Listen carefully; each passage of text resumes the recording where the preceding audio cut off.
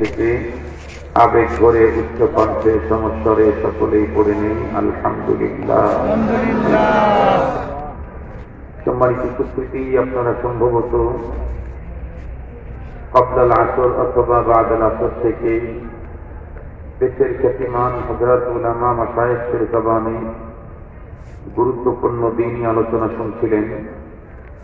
মাহফিলের এই পর্যায়ে আল্লাহ পাক আমাকে আপনাদের খেদমতে উপস্থিত করে দিয়েছেন। আমিও রব্বুল আলামিনের উপরে পূর্ণ আস্থা রেখেই তার কালামে মাজিদের সর্ববৃহৎ সূরাতুল বাকারার শুরু থেকে কয়েকখানা আয়াত কারিমা তেলাওয়াত করেছি। মহানবী সাল্লাল্লাহু আলাইহি ওয়াসাল্লামের জবানে মুবারকের আহাদিস মুবারকা থেকে বহু কথিত একখানা হাদিস পাঠ করেছি। মহান রব্বুল কারীম যদি আমাকে তৌফিক দান করেন, তার দয়া যদি শামিলে হাল হয়, তিলাওয়াতকৃত কোরআনে পাকের আয়াত কারিমা এবং কথিত হাদিসকে সামনে নিয়ে গুরুত্বপূর্ণ কিছু দ্বীনি আলোচনা আপনাদের খেদমতে পেশ করব। আপনারা দোয়া করেন যাতে করে রব্বুল আলামিন আমাকে তথ্য সমৃদ্ধ, ইখলাসপূর্ণ, বর্তমান সময়ে মুসলিম উম্মার প্রয়োজনে অতীব আহাম মুস্তানাদ দ্বীনি আলোচনার তৌফিক দান করে। পরবর্তীতে আলোচিত কথার উপরে সঠিক মুখাতাব উভয়কে আমল করার তৌফিক দান করে। সম্মানিত উপস্থিতি, লম্বা টাইম আলোচনা করা হয় না। স্বাভাবিকভাবে আমার আলোচনা 1 ঘন্টা। এখনো 1 ঘন্টার আলোচনার টার্গেট নিয়েই বসেছি। তবে গুরুত্বপূর্ণ কয়েকটি কথা আপনাদের খেদমতে পেশ করব যদি আল্লাহ পাক আমাকে তৌফিক দান করেন। এজন্য আমি আপনাদেরকে অনুরোধ করব, জীবনের অনেক সময় অনেক কাজে অনেক সময় ব্যয় হয়েছে আমাদের। আজকে দ্বীনি আলোচনার জন্য 1 ঘন্টা ফোন টোন কাজার কাছে যা আছে ওয়াক করে একটু গুরুত্বের সাথে কথাগুলি শ্রবণ করবেন। হতে পারে আজকের দ্বীনি আলোচনা আমার জীবনের মোড় পরিবর্তনের কারণ হয়ে যেতে পারে। মুহতারাম হাজিরিন, আজকে আমি আপনাদের খেদমতে যেই বিষয়টা নিয়ে আলোকপাত করব, সেই বিষয়টি আপনাদের অন্তরের গভীর পর্যন্ত পৌঁছাইতে চাইলে আমাকে একটু পিছন থেকে আলোচনা নিয়ে আসতে হবে। তাহলে পরবর্তী কথাগুলি আওকাতুল যেহেন হবে। সঙ্গত কারণেই আমি আমার আলোচনাটা আপনাদের দিলে 100% বসাবার জন্য একটু পিছন থেকে কথা বলছি।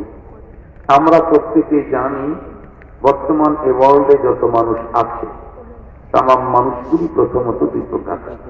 1 প্রকারের মানুষ যারা পরকাল, আখিরাত, জান্নাত, জাহান্নাম কিছুই বিশ্বাস করে না। তাদের থিওরি হলো নামুতু ওয়া নাহইয়া ওয়া মা ইহলিকুনা ইল্লা দাহর। মানুষ প্রকৃতির কারণে জন্ম নেয়, প্রাকৃতিক কারণে মানুষের মৃত্যু ঘটে, জন্মের আগে মৃত্যুর পরে কিছুই নেই। এটা হলো তাদের ধারণা। আর এই পৃথিবীতে আরো কিছু মানুষ আছে যারা আখিরাত, পরকাল, জান্নাত, জাহান্নাম সবগুলিকে বিশ্বাস করে। আমার আজকের আলোচনা শুধুমাত্র বিশ্বাসীদেরকে নিয়ে, অবিশ্বাসীদেরকে নিয়ে আজকে আমার কোনো আলোচনা নেই। খুব ভালো করে বুঝবেন, আমি আপনাদেরকে অনুরোধ করেছি 1 ঘন্টা একটু গভীর মনোনিবেশ দিয়ে কথাগুলি শুনবেন। মুহতারাম হাজিরিন, আমি যতটুকু জানি তা থেকে বলছি, তামাম ওয়ার্ল্ডের যে মানুষগুলি পরকাল, আখিরাত, জান্নাত, জাহান্নাম বিশ্বাস করে, এ জাতীয় প্রতিটি মানুষ পরপারে জান্নাতি হতে চায়। একজন মানুষও পরপারে জাহান্নামে যেতে চায় না। কিন্তু মনে রাখবেন, আমি আপনি জান্নাতে যেতে চাইলেই কি জান্নাতে যাওয়া সম্ভব? পৃথিবীর যে কোনো বস্তু অর্জন করতে চাইলে এর জন্য কিছু নিয়ম, নীতি, ফর্মুলা, কানুন অবশ্যই আছে। আমিও আপনিও যদি আল্লাহ পাকের জান্নাত যেতে চাই, জান্নাতে যেতে চাই, তাহলে আমাকেও অবশ্য কিছু নিয়ম ফর্মুলা মানতে হবে। এই পৃথিবীর মানুষ কি করে আল্লাহকে পাবে, আল্লাহ পাকের তৈরি করা চির সুখের জান্নাতে যাবে, এ বিষয়ে পৃথিবীর মানুষকে অবগত করাবার জন্য, পথ দেখাবার জন্য আল্লাহ পাক 2টি ধারা দুনিয়াতে চালু রেখেছিলেন। একটি হচ্ছে কিতাবুল্লাহর ধারা, অপরটি হচ্ছে রিজালুল্লাহর ধারা। একটি হচ্ছে তার পক্ষ থেকে গাইড দিতেন, গাইড। এটি করো, এটি করো, এটি করো, এটি ছাড়ো, এটি ছাড়ো, এটি ছাড়ো, যেগুলি আমাদেরকে করার জন্য অর্ডার করেছেন এগুলি আমাকে করতে হবে, যেগুলি ছাড়তে বলেছেন ওগুলি আমাদেরকে ছাড়তে হবে। আল্লাহ পাকের গাইড যদি আমি মানতে পারি তাহলে আমি আল্লাহকে পাবো, আল্লাহ পাকের চির সুখের নীড় তৈরি করা জান্নাতে যাব। খুব ভালো করে বুঝবেন, আরবিতে বলা হয় ইমতিসালুল আওয়ামির ইজতিনাব আনিন নাওয়াহি। খুব ভালো করে বুঝতে হবে, আল্লাহ পাকের পক্ষ থেকে যে গাইড আমাদেরকে দিয়েছেন এই গাইডের প্র্যাকটিক্যালি প্রশিক্ষণ দেওয়ার জন্য আল্লাহ পাক আরো একটা ধারা পৃথিবীতে চালু রেখেছিলেন, সেটি হচ্ছে রিজালুল্লাহ ধারা। এই পৃথিবীতে মানুষের মধ্যেই আল্লাহ তাআলা বাছাই করে, ছাঁটাই করে, ইন্তেখাব করে কিছু মহা মানুষকে পাঠাতেন আল্লাহ পাকের পক্ষ থেকে নাযিল করা মহাগ্রন্থের প্র্যাকটিক্যাল প্রশিক্ষক করে। যেমন আমাদের রাসূল করিম সাল্লাল্লাহু আলাইহি ওয়াসাল্লাম স্পষ্টই বলে দিয়েছেন, ইন্নামা বুইসতু মুআল্লিমা, আমি তো পৃথিবীতে প্রেরিত হয়েছি টিচার হিসাবে, মুআল্লিম হিসাবে পৃথিবীতে এসেছি। নবী আলাইহিস সালাম কিসের টিচার? আল্লাহ পাক যে গাইড পাঠাতেন এই গাইডের প্র্যাকটিক্যাল টিচার হলেন মুহাম্মদুর রাসূলুল্লাহ সাল্লাল্লাহু আলাইহি ওয়াসাল্লাম। আমরা আরেকটা হাদিস থেকে বিষয়টা আরো ভালোভাবে জানতে পাই। নবী আলাইহিস সালামের এক সাহাবী একবার আম্মা জান আয়েশা সিদ্দিকা রাদিয়াল্লাহু তাআলা আনহাকে জিজ্ঞেস করেছিলেন, আম্মা জান আপনি কি বলুন তো আমার রাসূলের আখলাক চরিত্র কেমন ছিল?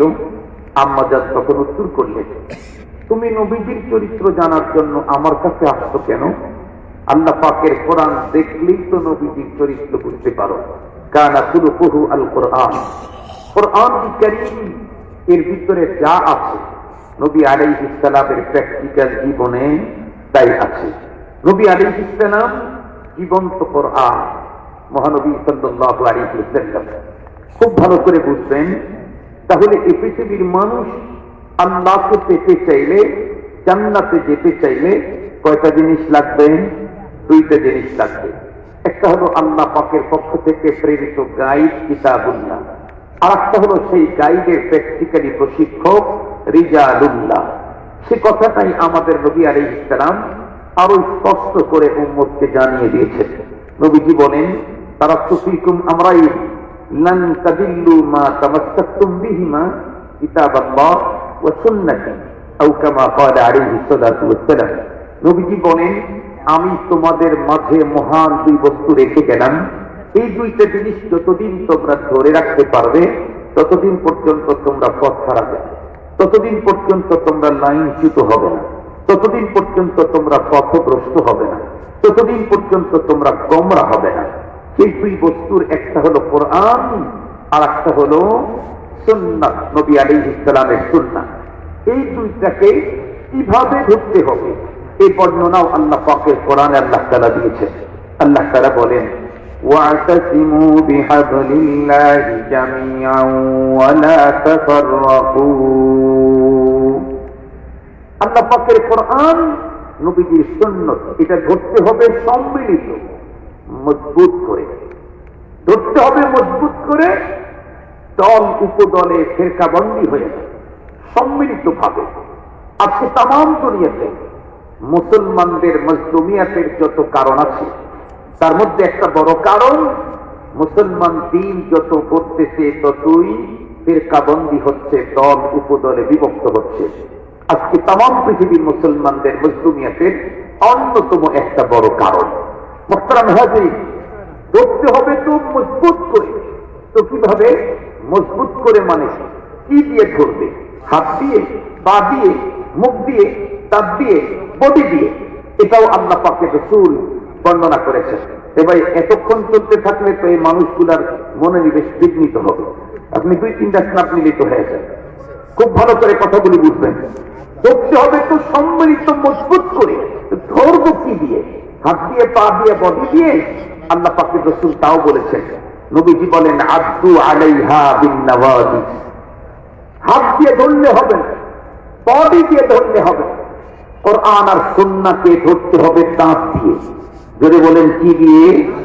দাঁত দিয়ে। তো দাঁত তো 32টা, কোন দাঁত দিয়ে ধরবে? রাসূল করিম সাল্লাল্লাহু আলাইহি ওয়াসাল্লাম তাও তুলে বর্ণনা করেছেন। নবীজি বলছেন আরতু আলাইহা বিন নওয়াজিস, নওয়াজিস দিয়ে ধরো। আমাদের মুখে 32টা দাঁত সাজানো আছে, এই 32টা দাঁতের আরবিতে নাম আছে পৃথক পৃথক।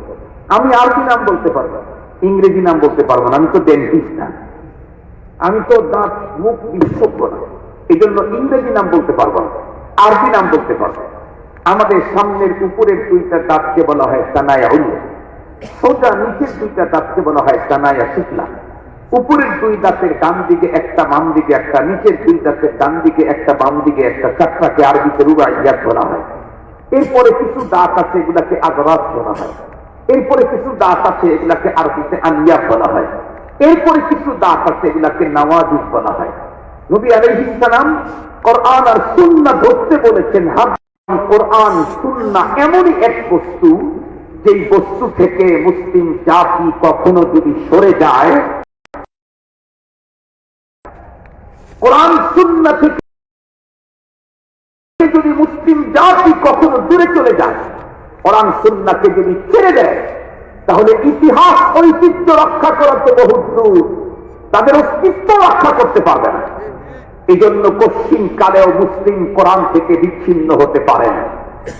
আর কোরআন নিয়ে যদি তুমি টিকতেই চাও, বাঁচতেই চাও, মনে রাখবা কোরআন নিয়ে দুনিয়াতে চলতে গেলে তোমার থেকে কোরআনকে দূরে সরাবার হাজার ষড়যন্ত্র, তুফান, সাইক্লোন, ঘূর্ণিঝড় আসতেই থাকবে। সেই ক্ষেত্রে তুমি যদি সামনের দাঁত দিয়ে ধরো, তাহলে অপর দিক থেকে কেউ টানতে থাকলে তুমি হয়তো ছেড়ে দিতে বাধ্য হবে, না হয় দাঁতটা ভেঙে যাবে, যে কোনো ভাবে তোমার থেকে দূরে চলে যাবে। কিন্তু কোরআন তো এমন জিনিস যা থেকে পশ্চিম কালেও দূরে যাওয়া যাবে না। অনুকূল প্রতিকূল ব্যবস্থাই হোক না কেন, কোরআনকে ছাড়ার কোনো প্রয়াস নাই। মুহতারাম হাজিরিন, এই জন্য ধরতে বলেছেন নবীজি মারির দাঁত দিয়ে।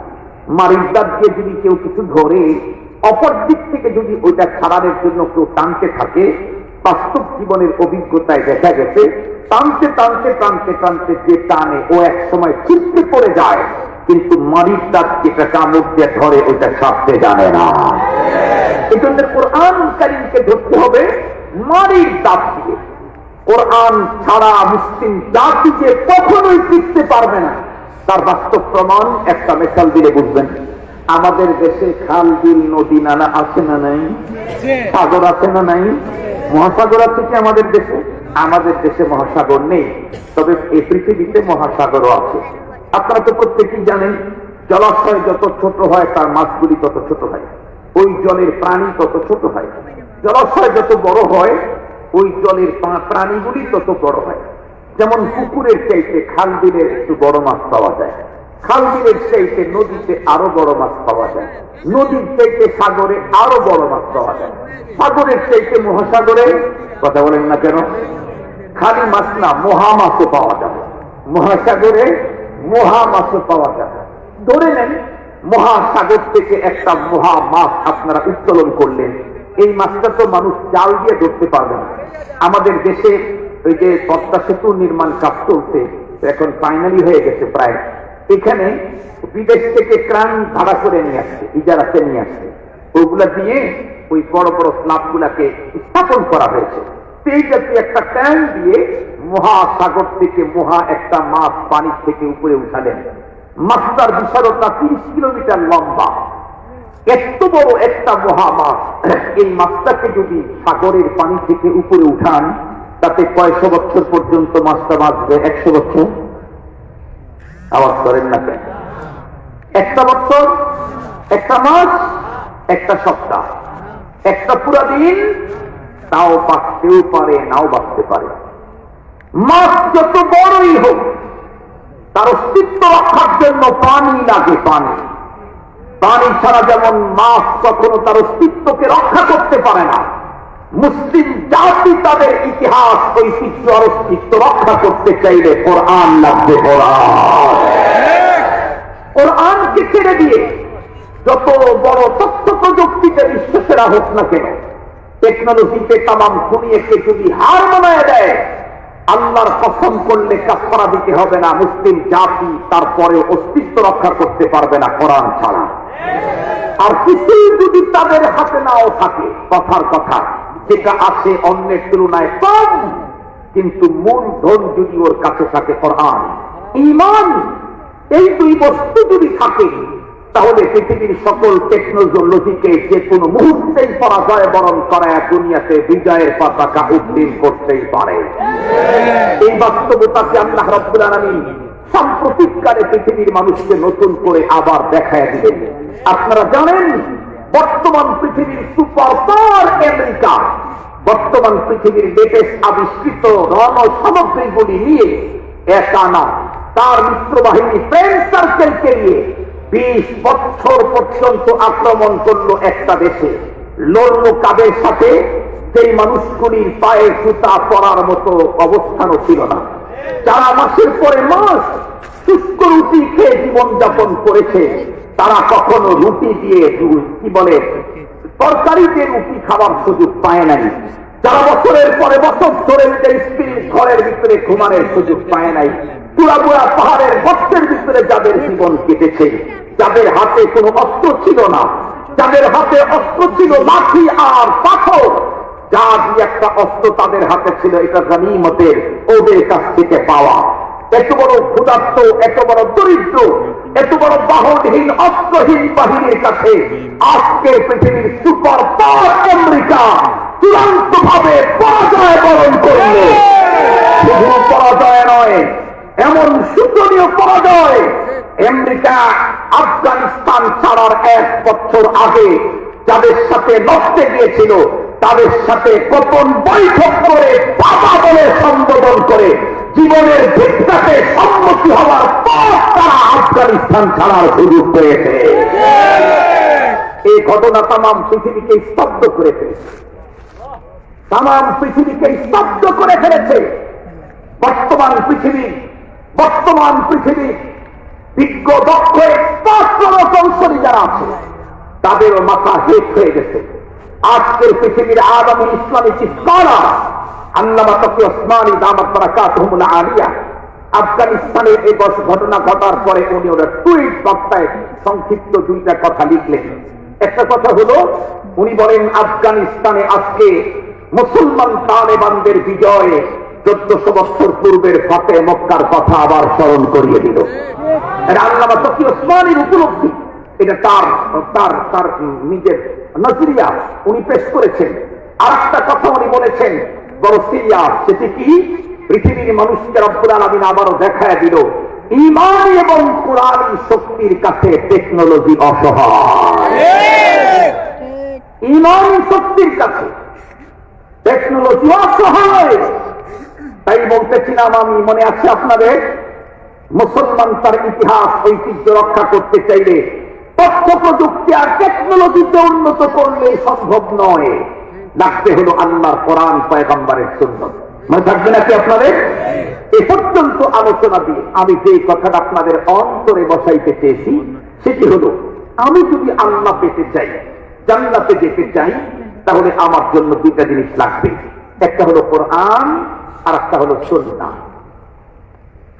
2টা লাগবেই। খুব ভালো করে বুঝবেন, যে কোনো একটা ছেড়ে দিলেও আমার পৃথিবীতে বাঁচার কোনো পথ নেই। আমি 2টা নিয়ে আজকে আলোচনা করার মতো সময় নেই। আমি শুধু আজকে আল্লাহর কোরআন নিয়ে কথা বলবো।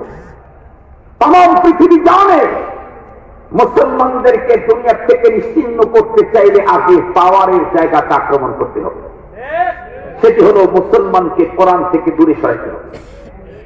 মুসলিম জাতিকে কোরআন থেকে দূরে সরাবার জন্য ষড়যন্ত্র আজকে নতুন না, তবে দিন যত করতেছে ষড়যন্ত্র নতুন নতুন রূপ নিচ্ছে।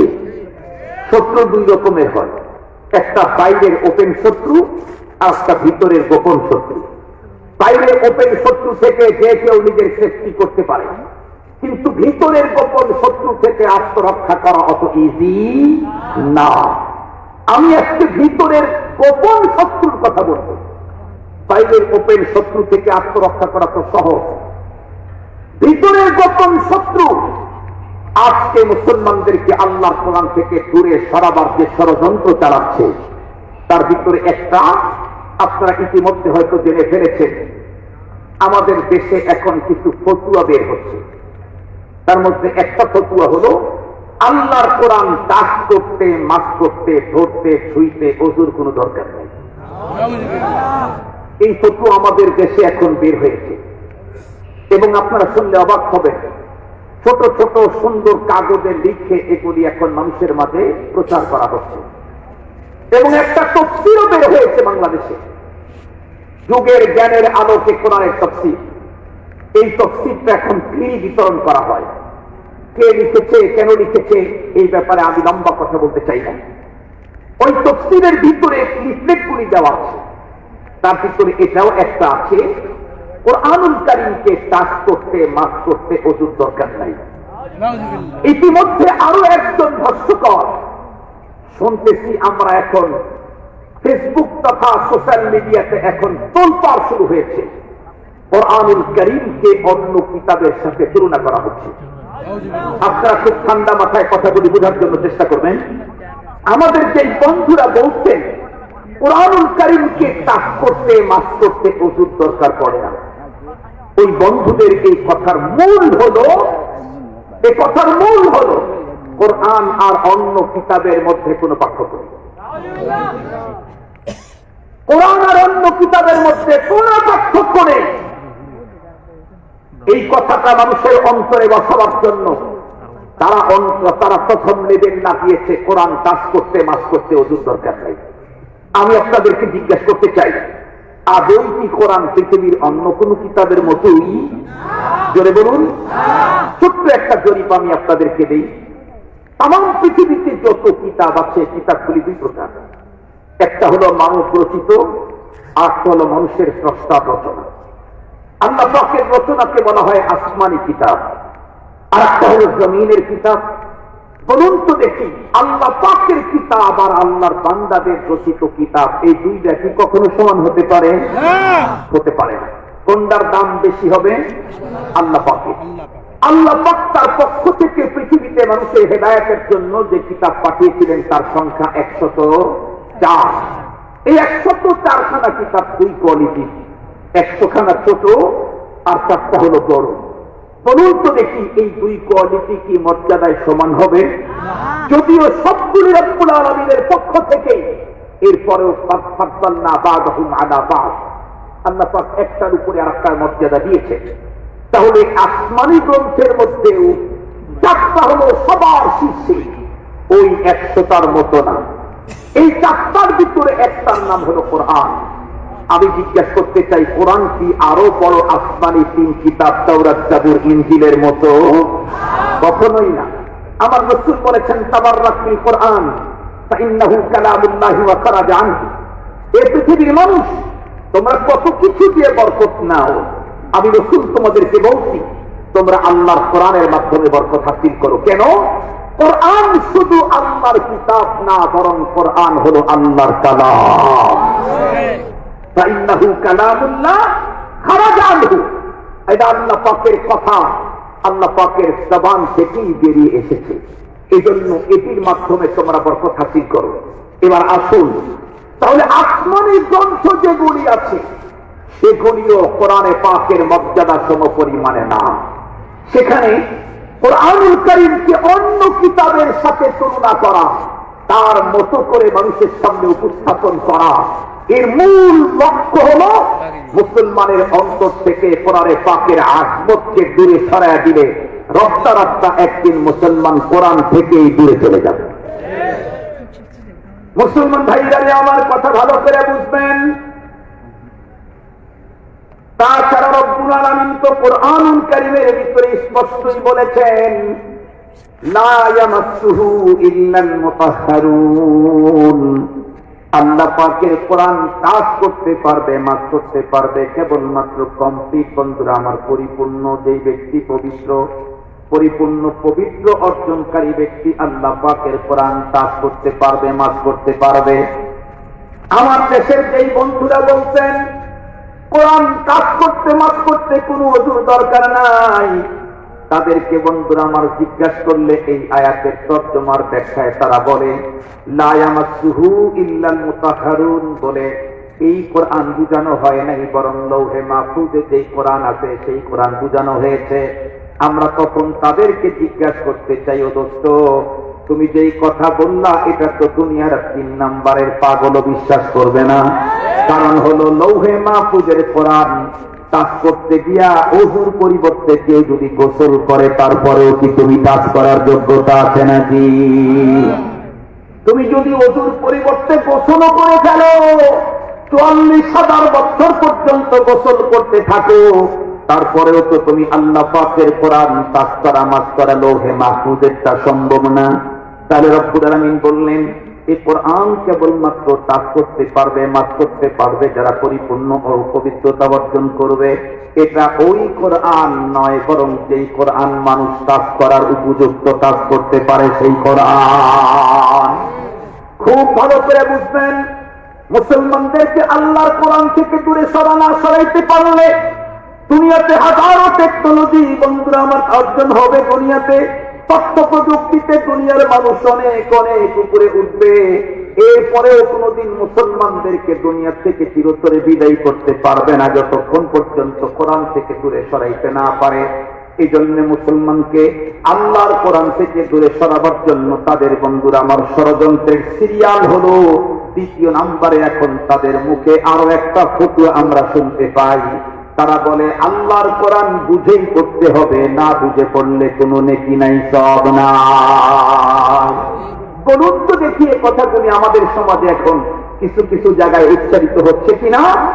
কেউ কেউ নতুন নতুন লেকচারার আবিষ্কার হয়েছে, তারা আবার কোরআনুল কারীমকে অন্য কিতাবের মতো নরমাল আর কোরআনের হাফেজদেরকে তোতা পাখির মতো না বুঝে এগুলা কি করতেছে, বৃথা অহেতুক এই জাতীয় কথা বলার যারা আত্মদর্শন করেছে। মুহতারাম হাজিরিন, খুব ভালো করে বুঝবেন, খুব ভালো করে বুঝবেন। আমি তো এই বছর বেশি বয়ান করতেছি হলো আল্লাহ পাকের কোরআন নিয়েই আমার আজকে বছরের আলোচনা। আমি আলোচনাতে বলি আল্লাহর কোরআন বুঝতে চাইলে 2টা পদ্ধতি আছে। একটা হলো অরিজিনাল নিরাপদ পদ্ধতি, আর একটা সুবিধাজনক পদ্ধতি কিন্তু অনিরাপদ পদ্ধতি। সুবিধাজনক অনিরাপদ পদ্ধতি কোনটা? আমি বাংলাতে এক্সপার্ট, ইংরেজিতে এক্সপার্ট, উর্দুতে আমি মাহের, ফার্সিতে আমি বড় দক্ষ, আর বাংলাতে কোরআনে পাকের তাফসীর লেখা আছে বলে আমি বাংলার তাফসীর আমার ঘরের সোফার করে বসে বসে সুন্দর করে পড়ে পড়ে আমি কোরআন বুঝবো। আমি বলতে চাই এটা হলো অনিরাপদ পদ্ধতি। সুবিধাজনক পদ্ধতি কিন্তু অনিরাপদ পদ্ধতি। কেন? আমি বাংলা বুঝি না, আমি তো বাংলা সাহিত্যিক। আমি বলতে চাই দোস্ত, তুমি বাংলা কতটুকু বোঝো? তুমি যদি নতুন করে রবি ঠাকুর হিসাবেও জন্ম নাও, তুমি যদি নতুন করে কবি নজরুল হিসাবেও জন্ম নাও, এরপরে শুধুমাত্র কেবলমাত্র বাংলায় কোরআনের তাফসীর কিনে ঘরের ভিতরে বসে কোরআন বুঝতে চাইলে নিরাপদ পদ্ধতি নয় এটা। যদি বলেন কেমনে, আমার কাছে ছোট্ট একটা কারগুজারি শোনেন, ছোট্ট একটা বাস্তবতা শোনেন। আমার দেশের মেডিকেল কলেজগুলোতে যে বইগুলো পড়ানো হয় এগুলো তো আসমানি বই। বাংলা কথা বলবেন না? বাংলাদেশের মেডিকেল কলেজগুলোতে, তাম দুনিয়ার মেডিকেল কলেজে যে বইগুলো পড়ানো হয় এগুলো আসমানি কিতাব। কোরআন শরীফ কি জমিনের কিতাব না আসমানি কিতাব? মনে রাখবেন, তাম দুনিয়াতে মেডিকেল কলেজের মেডিকেল সায়েন্সের যত বই পড়ানো হয় একটাও আসমানি গ্রন্থ নয়, সবগুলি মানব রচিত। এরপরে আমার ছেলে, আমার মেয়ে, আমার বোন, আমার ভাগ্নি, আমার ভাতিজা মেডিকেল কলেজে ভর্তি করায় দিলাম 20 লক্ষ টাকা ব্যয়। 6 বছরের MBBS কোর্স কমপ্লিট করলো। 6 বছর অধ্যয়ন করেছে কি ইঞ্জিনিয়ারের কাছে? মেডিকেল কলেজে ইঞ্জিনিয়ার পড়ায়। কে পড়ায়? কথা বলেন না কেন? কে পড়ায়? ডাক্তারের কাছেই একটা ছেলে অথবা মেয়ে MBBS কোর্স কমপ্লিট করার জন্য 6 বছর পর্যন্ত ডাক্তারের কাছে গিয়ে মানবরচিত থিওরিগুলি পড়ার পরেও এই ছেলেটা ফাইনাল পরীক্ষাতে সারা বাংলাদেশে নাম্বার 1 হলো। এরপরেও বাংলাদেশের গভর্নমেন্টের আইন, এই ছেলে এখন প্রেসক্রিপশন করার অনুমতি নেই। এই ছেলে প্রেসক্রিপশন করতে চাইলে তাকে 1 বছর কমপক্ষে 1.5 বছর ইন্টার্নি করতে হবে। ইন্টার্নি মানে তুমি এতদিন পর্যন্ত থিওরি পড়েছ, এখন বিজ্ঞ দক্ষ এক্সপার্ট একজন ডক্টরের অধীনে থেকে তুমি প্র্যাকটিক্যালি তোমাকে শিখতে হবে। দেখে দেখে শিখতে হবে রোগের রোগীর রোগ কি মাত্রায় হলে মেডিসিন কি মাত্রা দিতে হয়, কত এমজি, ডোজ কতটুক পরপর দিতে হয় এবং তার মেকআপ কতটুক হয়, 7 দিনের না 3 দিনের, 500 এমজি না 300 এমজি, এগুলি 100% একজন দক্ষ ডাক্তারের অধীনে থেকে না শিখা পর্যন্ত প্রেসক্রিপশন করার অনুমতি নেই। কেন? তুমি যদি ডাক্তারের কাছে ইন্টারভিউ করা ছাড়া তুমি 6 বছরের এমবিবিএস কোর্স কমপ্লিট করে প্রেসক্রিপশন করো, তোমার প্রেসক্রিপশনে রোগী সারা থেকে মরার সিরিয়াল বড় হবে। আমি একই ভাষায় বলতে চাই, মেডিকেল সায়েন্সের বইগুলি মানব রচিত। ডাক্তারের কাছে 6 বছর পর্যন্ত পড়ার পরেও যদি ইন্টারভিউ করা ছাড়া প্রেসক্রিপশন করতে গেলে যদি রোগী সারা থেকে মরার সিরিয়াল বড় হয়, আল্লাহর কোরআন বুঝতে দিয়া বাংলা কোরআনের তর্জমা তফসির ঘরের ভিতরে পড়ে দক্ষ বিজ্ঞ আলেমের সহবতে না দিয়ে প্র্যাকটিক্যাল অর্জন না করে ফতোয়া দিতে থাকলে মানুষ হেদায়েতের চাইতে গোমরাহ বেশি হবে। নারে তাকবীর, আল্লাহু আকবার, নারে তাকবীর, আল্লাহু আকবার, ইসলাম ইসলাম জিন্দাবাদ জিন্দাবাদ। আমার কথাগুলো আপনারা হৃদয়ের গহীনে নিয়ে যাবেন। বাসায় গিয়ে যখন একে একে বসে থাকবেন তখন ডিপলি থিসিস করবেন। সিরাজগঞ্জি কি বললো, বাস্তবতা না বাস্তব? যদি বাস্তব হয়ে থাকে তাহলে আমি আমার পথ চলার এখান থেকে রাস্তা বের করে দেব। মনে রাখবেন কথাগুলি, মনে রাখবেন কথাগুলি। মুহতারাম হাজিরিন, আজকে আমার দেশে তামাম দুনিয়াতে ইসলামের ভিতরে যারা ফিতনা ছড়াচ্ছে এদের অধিকাংশই হলো স্বশিক্ষিত, সুশিক্ষিত নয়।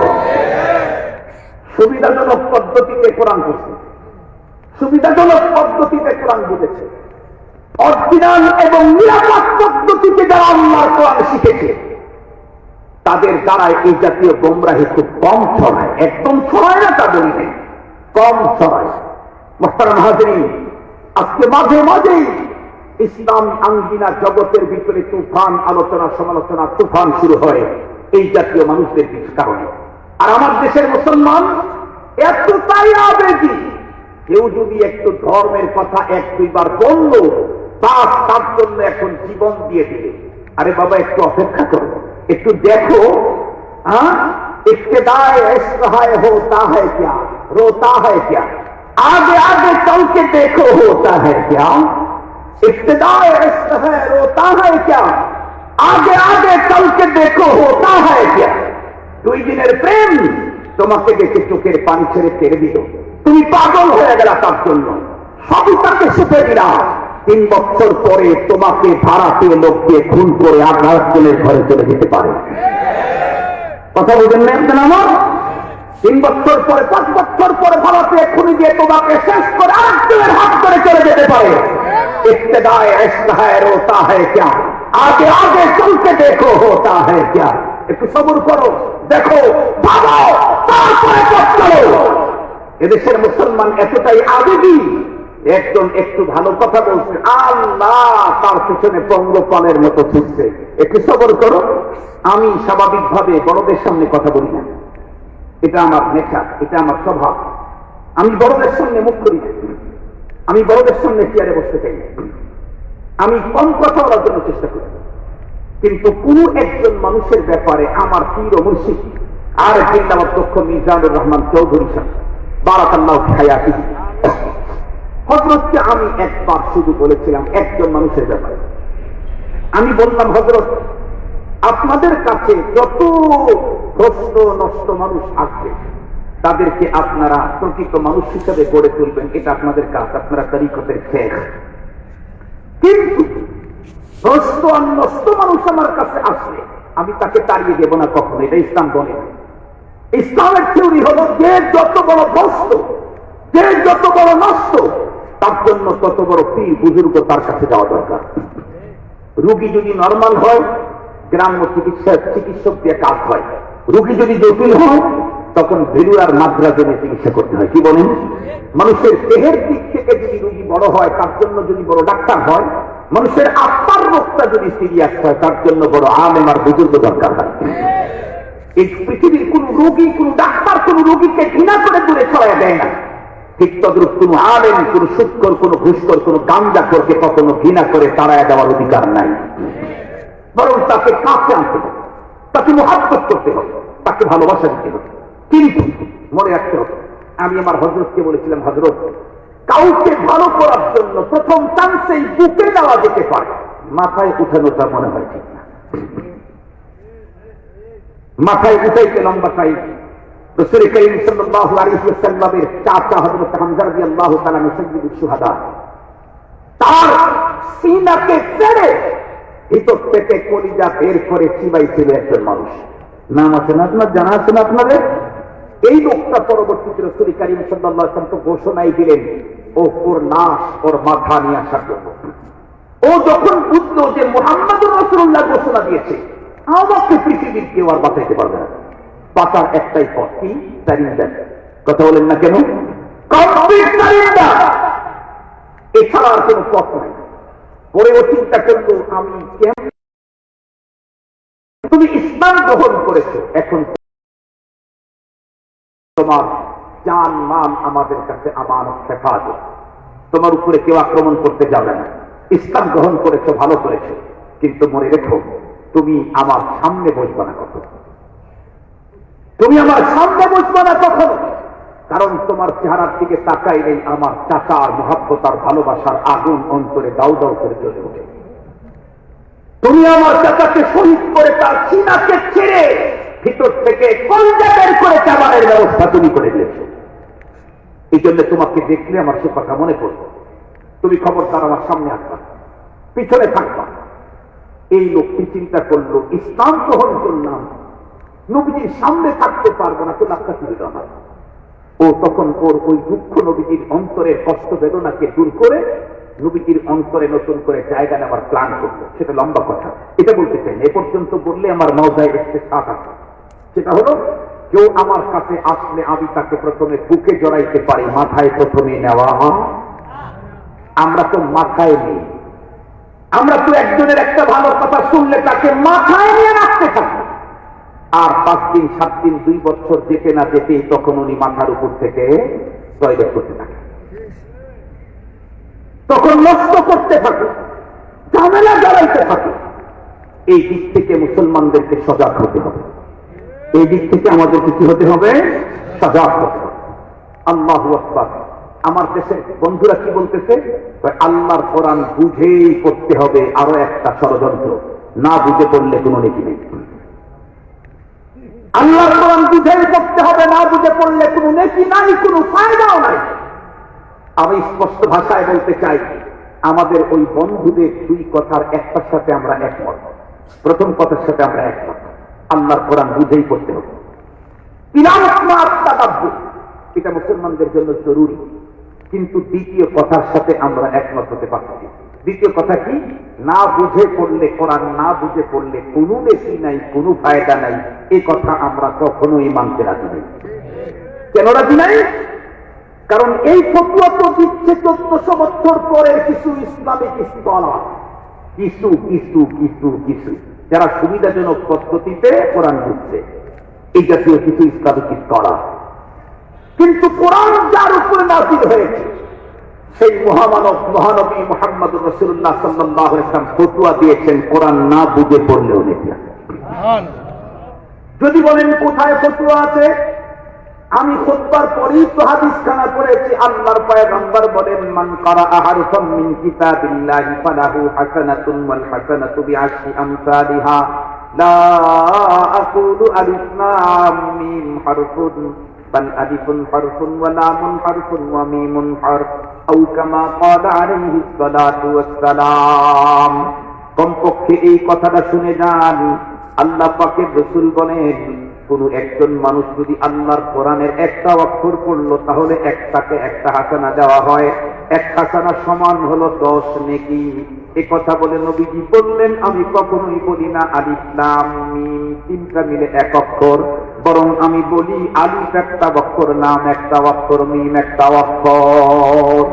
মুসলমান ভাইরা আমার, আল্লাহ পাকের রাসূল তো বলেই দিলেন, কোরআনের একটা অক্ষর পড়লে 10 নেকি। এখানে বোঝা না বোঝার কোনো কথাই নাই।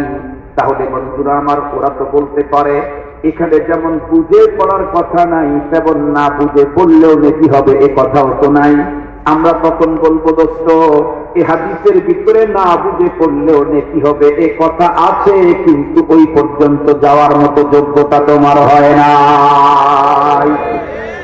এই হাদিসের ভিতরে আল্লাহর কোরআন না বুঝে পড়লেও যে নেকি হয় সে কথা হাদিসের ভিতরেই আছে, কিন্তু এই সূক্ষ্ম বিষয়টা বোঝার জন্য ঘরের ভিতরে বাংলা তর্জমা আর তাফসীর পড়ে পড়ে কখনো আল্লাহর কোরআন 100% বোঝা যায় না। উর্দু আর ফার্সিতে কোরআনে পাকের তর্জমা একা একা বুঝে বুঝে, তাফসীর বুঝে বুঝে কখনো কোরআনে পাকের বন্ধুরা আমার হাকিকতের ভিতরে ঢোকা যায় না। এটা অর্জন করতে চাইলে ইন্টারনি করতে হয় আল্লাহওয়ালা আলেমের কাছে। খুব ভালো করে বুঝবেন মুসলমান, এখানে কোরআন শরীফ না বুঝে পড়লে নেকি কোথায় আছে? আমি বলতে চাই, আল্লাহর রাসূল তো মিসাল দিয়েছেন আলিফ লাম মিম দিয়ে। আল্লাহ পাকের পয়গম্বর তো জালিকাল কিতাবুল লা রাইবা ফীহি দিয়ে মিসাল দেন নাই। আমরা প্রত্যেকেই জানি কোরআনুল কারীমের ভিতরে যত শব্দ অক্ষর আল্লাহ পাক নাযিল করেছেন এগুলি প্রথমত দুই প্রকার। মুসলমান ভাইরা আমার, মুহকামাত আর মুতাশাবিহাত। আমাদের প্রত্যেকের জানা আছে মুসলমান, কিছু অক্ষর আছে মুকাত্তাআত, এগুলির তর্জমা দুনিয়ার কোন মানুষকেই জানতে দেওয়া হয় নাই।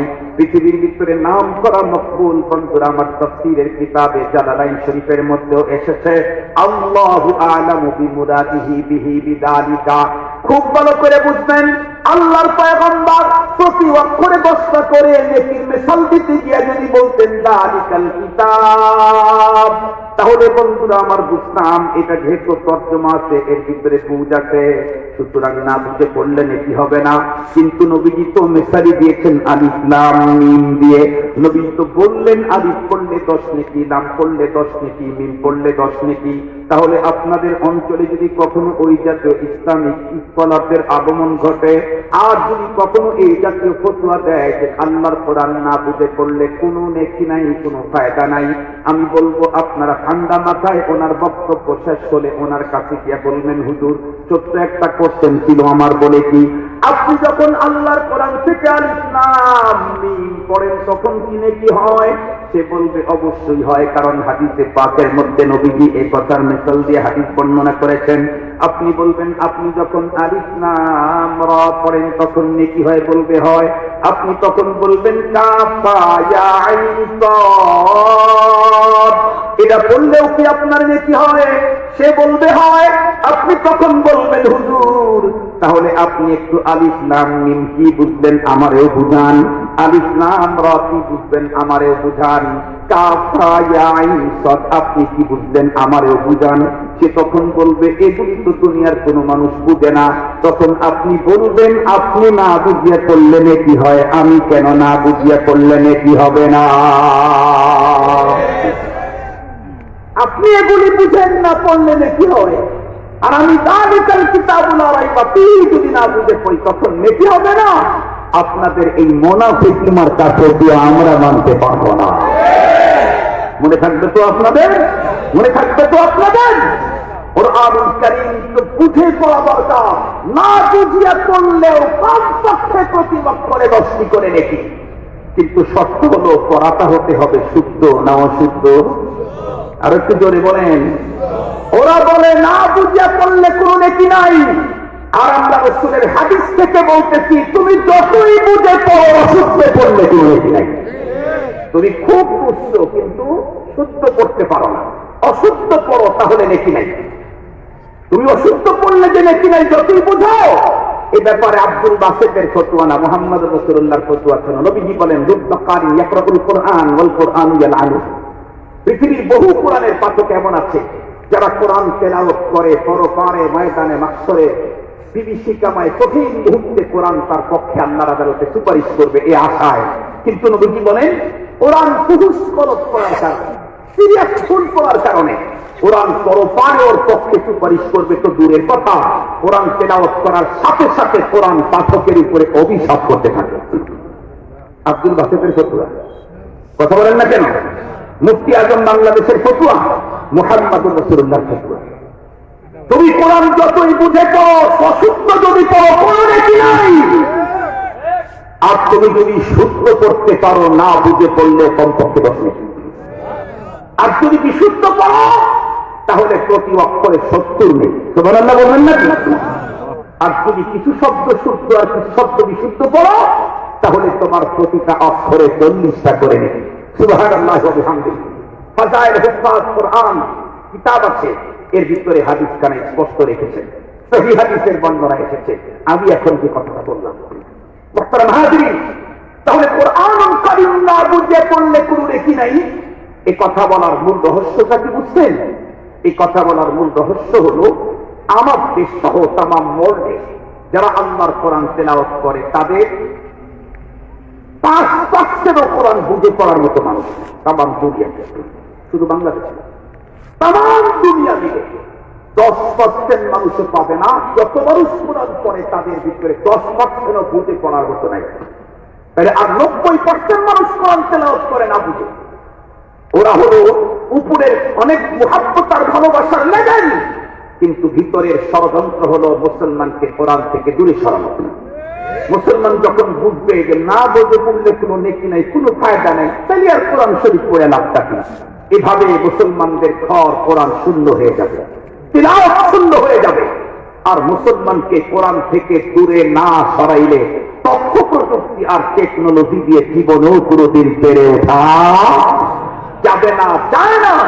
আমেরিকা নতুন করে আবার চেক করে দেখেছে, টেস্ট করে দেখেছে, টেস্ট করতে গিয়ে যা লস খেয়েছে।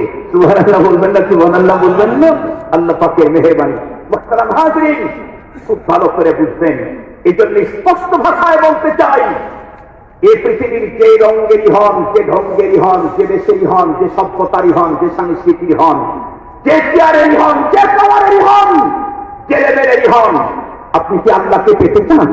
আপনি কি জান্নাতে যেতে চান? তাহলে আপনার জন্য দুইটা জিনিস রাখতেই লাগবে। তার নাম্বার 1 হলো কোরআন। কোরআনকে ছেড়ে দিয়ে আল্লাহ পাওয়া, জান্নাতে যাওয়ার কোন পথ নাই। দুনিয়াতে মুসলমান যতদিন কোরআন ধরে থাকবে ততদিন পর্যন্ত তাদেরকে কেউ পরাস্ত করতে পারবে না। যখন কোরআন থেকে দূরে চলে যাবে, কোন প্রযুক্তি দিয়ে মুসলমান তাদের অস্তিত্বকে টিকাইতে পারবে না। এজন্য সূক্ষ্ম ষড়যন্ত্র চলছে কোরআন থেকে মুসলমানদেরকে দূরে সরাবার। আল্লাহ পাক আমাদেরকে হেফাজত করুন। আর একটু জোরে বলেন না আমিন। মুহতারাম হাজিরিন, ওদের আরো একটা কথা, এই সিরিজ ফতুয়া, ওদের সিরিজ ফতুয়া 3 নম্বরটা না বললে আমার ঘুম হবে না। কারণ আমি দেখছি আমার মুসলিম জাতিকে কোরআন থেকে দূরে সরাবার সূক্ষ্ম ষড়যন্ত্র। ওরা কি বলে? কোরআনের মর্মটাই মূল, শব্দ আসল। কোরআনের মর্মটাই হলো আসল। এই জন্য ওরা কোরআন শরীফের শুধু তর্জমা ইংরেজিতে লেখে, ওর উপরে লেখছে বিহন কোরআন, অথচ কোরআনের একটা আয়াত। কোরআনের তর্জমা লেখছে ইংরেজিতে, একটা আয়াত সেখানে নাই, লেখা আছে বিহন কোরআন। কোরআনের শব্দ থেকে মর্মকে পৃথক করতে পারলে কোরআন ওয়ালাদেরকে বিভ্রান্ত করা যত সহজ, কোরআনের শব্দ আর মর্ম এক জায়গায় রাখলে অত সহজ না। কারণ কোরআন তো দুইটা জিনিসের সমন্বয়। আল কোরআন ইসমুল লিন-নাজম ওয়াল মা'না জামিআ। বাংলাদেশের কোন নেশাবে পড়ুক আর আলিয়ার নেশাবে পড়ুক, যে আলেম হয়েছে সে নুরুল আনোয়ার পড়েছে, যে নুরুল আনোয়ার পড়েছে সে এই কথা সে 1000 বার পড়েছে। আল কোরআন ইসমুল লিন-নাজম ওয়াল মা'না জামিআ। কোরআন শুধু শব্দের নাম না, শুধু মর্ম কোরআন না, শব্দ মর্ম উভয়টার সমন্বয় হল কোরআন। ওরা কোরআনকে শব্দ থেকে মর্মকে পৃথক করতে চায় কেন? কোরআনের শব্দের ভিতরে বাটপাড়ি করলে এটা ধরার জন্য রেঙ্গা মাদ্রাসায় যাওয়া দরকার নাই, দরগা মাদ্রাসায় যাওয়া দরকার নাই, জামিয়া ইসলামে আবু বকর সিদ্দিকে যাওয়া দরকার নাই। গ্রামের মক্তবের ভিতরে 10 জন নুরানি বিভাগের আর 7 জন হেফজ বিভাগের 8 বছরের হাফেজি ধরে ফেলবে কোরআনের শব্দের ভিতরে বাটপাড়ি করলে। কিন্তু কোরআনের মর্মের ভিতরে যদি 2 নাম্বারই করতে চাই, এটা ধরতে গেলে গ্রামের হুজুর তো পারবেই না, ছোটখাটো মাদ্রাসার হুজুরও পারবে না, এটা অনেক বড় হুজুর লাগে। এই জন্য কোরআনের শব্দটাকে মর্ম থেকে পৃথক করে মুসলিম জাতিকে কোরআন থেকে দূরে সরাবার ষড়যন্ত্রে লিপ্ত আছে তারা। আল্লাহ পাকের ষড়যন্ত্র থেকে পুরা মুসলিম জাতিকে হেফাজত করুন এবং কোরআন পাক থেকে যাতে কোরআন এই দুনিয়াতে টিকে রাখতে চাইবে, কোরআন এই দুনিয়াতে টিকে রাখতে চাইলে সেই মার্কাজগুলি দরকার।